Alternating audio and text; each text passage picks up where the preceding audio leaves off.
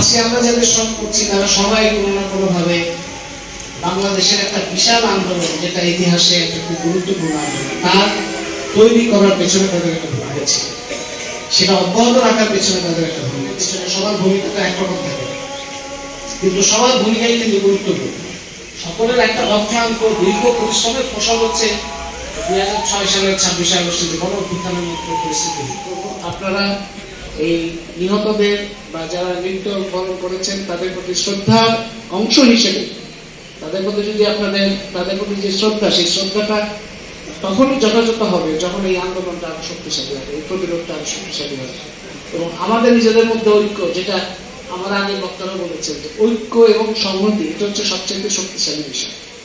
ঐক্য, তারা চায় যে ঐক্য সংহতিতে ফাটল ধরুন, নিজেদের মধ্যে বিরোধ আসুক, নিজেদের মধ্যে সমস্যা থাকুক, তাহলে তাদের পক্ষে খুব সুবিধা হয় আমাদের প্রত্যেককেই একেবারে হজম করা কিংবা স্বীকার করা কিংবা আমাদের শেষ করে দেওয়া।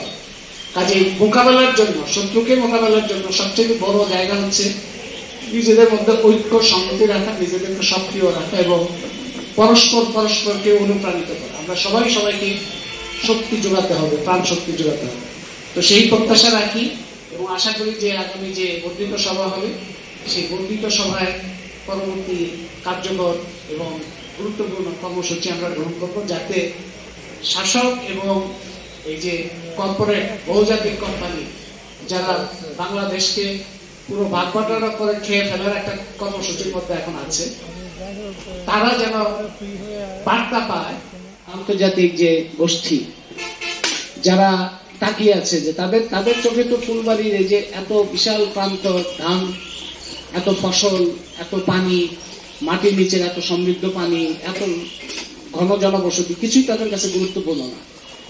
তারা যখন তাকায় তখন শুধু কয়লাতেই দেখে, আর কিছু দেখে না। কিন্তু কয়লার উপরে পানি আছে, তার উপরে আবাদি জমি আছে, তার উপরে লক্ষ লক্ষ মানুষ আছে, এগুলি কিছুই তাদের চোখে পড়ে।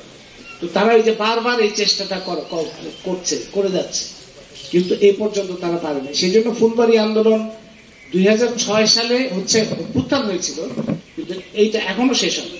কিছুদিন আগে ছিল যে ব্রিটিশ কোম্পানি এশিয়া এনার্জি, তারা এখান থেকে তারা খেয়ে চলে যাওয়ার পরে জিসিএম হয়েছে। জিসিএম হওয়ার পরে জিসিএম মানে নাম বদলাতে হয়েছে তাদের, কারণ তাদের এতই বদনামটা ঘোচানোর জন্য। এশিয়া এনার্জি এখন হয়েছে গ্লোবাল কোল ম্যানেজমেন্ট। এই সমস্ত কোম্পানির মধ্যে যেটা হয় যে শেয়ার কেনা বেচা হয়, এবং আপনারা দেখেন 2005 সাল থেকে তারা শেয়ারের ব্যবসা করছে ফুলবাড়ি দেখিয়ে। এই কয়েক বছর আগে এখনকার যে মন্ত্রীর নাম শুনলেন আপনারা, সেই মন্ত্রী নিজেই বলেছে যে কোনো চুক্তি নাই তাদের সাথে।